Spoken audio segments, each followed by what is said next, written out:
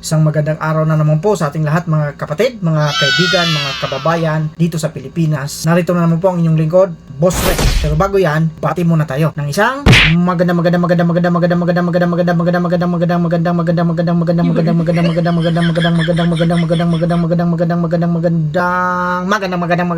umaga po.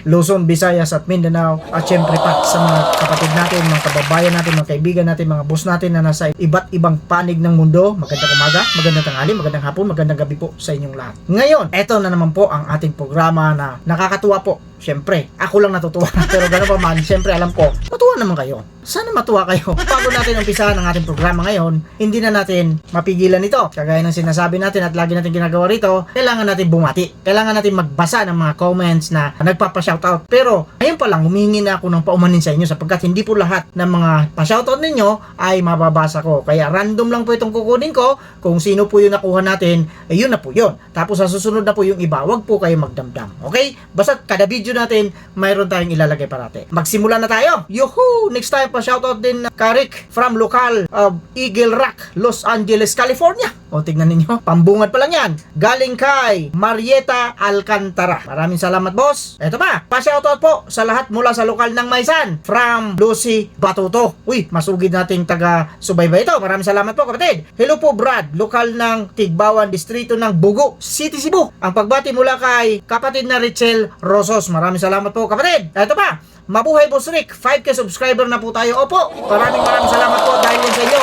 Naka 5K na po ang ating subscriber. Maraming salamat po from Shinji. Ito na sinasabi ko, make it happen. Shoutout sa iyo boss, make it happen. Nandito na yung recruit. Shoutout sa iyo kapatid na make it happen. Maraming salamat po. Hello kapatid, mabuhay kayo. Viewing po from local of Paris, France. Akalain ninyo, ang pagbati mula kay Ronald Flores. Okay, maraming salamat po. Dito pa, kapatid Boss Rick, watching from Kuwait. Proud INC lokal ng Hawali from Emelda Pasqua. Shoutout sa inyo dyan kapatid, maraming salamat po. Mahirap kasi maging suplado sa personal. Oo naman, talaga mahirap. Galing ito kay kapatid na Bienvenido at Bingkulay. Maraming salamat po. Shoutout po kapatid from Ariel Untalan. Maraming salamat po. Shoutout brother from Tagig. Galing kay Edelmar Falugme. Maraming salamat po kapatid. Ito pa, magandang araw po mga kapatid. Kumusta po kayong lahat? Enjoy lang po tayo kay Boss Rick. Okay? Galing kay kapatid na Boy Diwa 66. Maraming salamat po kapatid. Shoutout sa inyo dyan.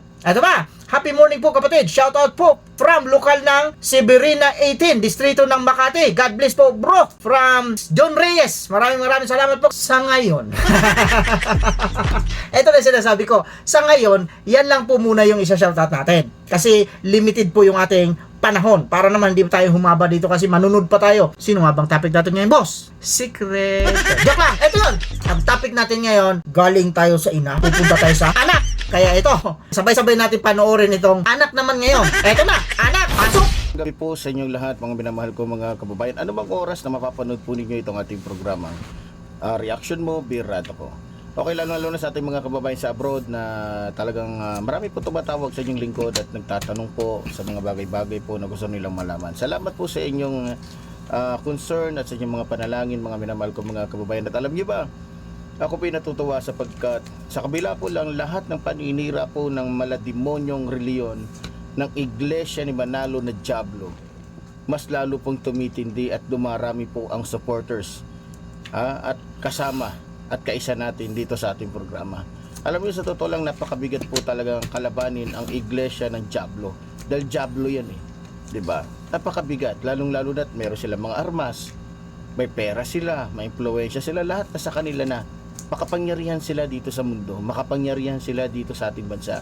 Pero ganoon pa man, salamat sapagkat sa kabila ng kanilang pananakot sa akin, sa kabila ng kanilang mga ginagawa, patuloy po tayong lumalakas sa pamamagitan po ng mga panalangin po ng ating mga kababayan.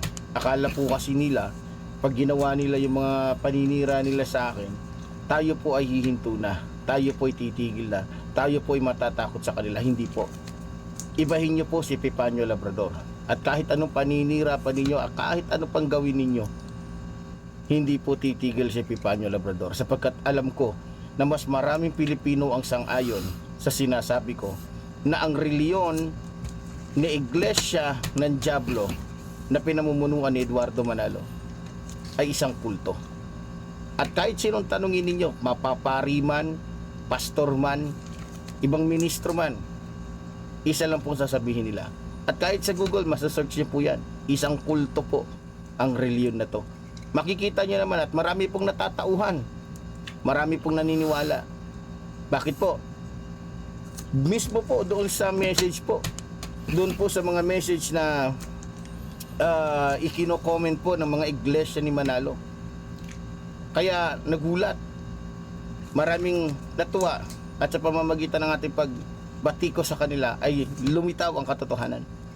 Doon pa lang sa mga nila, message pa lang nila, sa kanila pa lang mga pagbabanta, sa kanilang pag-aano pa lang, talagang mababasa mo na malademonyo. No? Marami po sa mga kababayan namin na nagsabi sa akin, nababasa nila yung mga comment ng iglesia ni Manalo na malademonyo talaga. Talagang masasabi nila, marami po nagsabi na kami man ay natauhan at nakita namin yung kanilang mga message para sa iyo, talaga masasabi mong malayo sa kanilang sinasabi yung kanilang mga ginagawa at mga, alam nyo na, at iba pa, iglesia daw ni Kristo, ginagamit pa yung ating mahal na Panginoong Hesukristo, pero mga iglesia pala ng dyablo. Biro mo, para lamang masira po tayo kung ano-ano nang ginawa. Kesyo wanted daw ako, kesyo tinadtad na daw ako, kesyo may kaso daw ako na ano ba yun, na qualified tip, na walang piyansa. Eh di wow. Eh di wow. Eh nung nakarang araw lang kakukuha ko lang ng ng passport ko eh. Di ba? Makakakuha ka ba ng passport? Makakakuha ka ba ng anak naman ng teteng. Tinawagan ko, tsuhin ko. Nasa NBI, hindi naman po sa pag-ano, may tsuhin ako na nasa NBI. Pina-verify ko. Wala. Kaya nga, natatawa na lang ako eh. Akala ng iglesia ni Manalo na dyablo, magagawa nila sa akin yung ginawa nila kay Brother Eli Soriano. Ang hindi nila alam, hindi ako si Brother Eli Soriano para takutin na lamang nila, para siraan ng kung ano-ano. Eh biro mo, para lang masira tayo, mga minamahal ko mga kababayan. Nang rape daw ako ng 16 years old. Biro mo yan. Matindi. Ewan ko lang kung anong susunod. Baka mamaya sabihin, drug lord ako, pusher ako. Kasi yun ang hindi pa na doon eh. Di ba? Oo. Pero ganoon pa man, hindi po yan ang topic natin, mga minamahal ko mga kababayan. Ang topic natin ngayon ay yung best friend at kaibigan talaga ng isang reliyong kulto na isa ring demonyo. Yun, napanood na naman natin ang sinasabi nitong anak na ito. Ngayon, kung mapapansin niyo, nagsalamin ako para makita ko kasi nag-take note ako doon sa mga sinasabi niya. Habang naman tayo para hindi ma-interrupt yung kanyang pagsasalita. Pinagbigyan natin na magsalita siya, kaya ngayon dapat makinig ka. Ako naman ang magsasalita. Okay? Una, sabi niya, mabigat daw kalabanin ang iglesia ni Kristo. Iba na sinabi niya. Diablo na ang sinabi niya, hindi na iglesia ni Kristo. Talagang galit na galit na ito. Gigigil na itong aso na ito. Mahirap daw kalabanin. Sino ba kasi nagsabi sa'yo na kalabanin mo? Alam mo palang mahirap na kalabanin, ba't kasi kinalaban mo? Sino ba nag-umpisa nito? Sumagot ka. Pero wag ka muna sumagot. Kasi manood ka muna. Ako naman ngayon, tapos ka na eh. Yun ang sinasabi ko sa'yo. Marami daw naninira sa kanya. Akalain nyo, ano pa kaya sisirain sa kanya? Naman, palagi ninyo, may sisirain pa ba dyan? Sirang-sira ka na.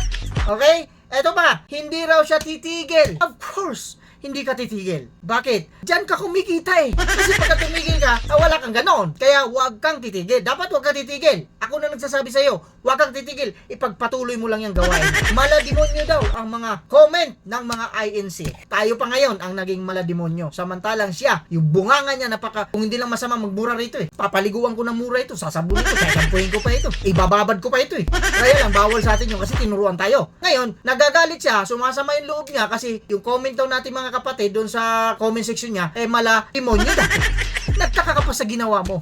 Diba? Sino namang matinong tao na magko-comment sa'yo na mabait ka? Yun lang mga tagasunod mo. Ito ba? Kakukuha lang daw niya ng passport. Mukhang may naamoy ako rito. Bakit kasi kukuha ka ng passport? Ha? Ibig sabihin, magpa-fly away ka. O diba? Bakit ka kukuha ng passport? Nabubulol ako sa'yo eh. Bakit ka kukuha ng passport kung wala kang balak na umalis? Wala tayong pakialam dyan. Kahit 10 passport pang kunin mo, wala kaming pakialam sa'yo. Dapat nga, lumayas ka na rito eh. Doon ka na.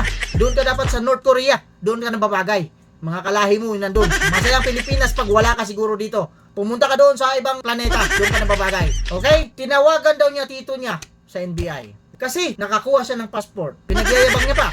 Tinawagan niya raw yung kanyang tito. Kung totoo yung sinasabi mo. Ang problema sa iyo kasi nakakuha ka ng passport, pero yung face mask mo hindi mo pa tinatanggal.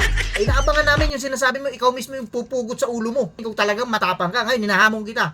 Labrador, kung matapang ka, pugutan mo na yung ulo mo. At i-video mo, manunood ako. Yan ang sinasabi natin dito sa anak. Talaga, walang pinagkaiba ito sa ina. Mga kapatid, mag-comment na kayo dyan. Depende na yan sa inyo kung ano sasabihin nyo tungkol sa video na napanood ninyo. With that, maraming salamat po sa inyo, lalo na. At syempre, sa walang sawang suporta ninyo dito sa Munting Channel, Chun Chat. Nabubulol ako sa iyo.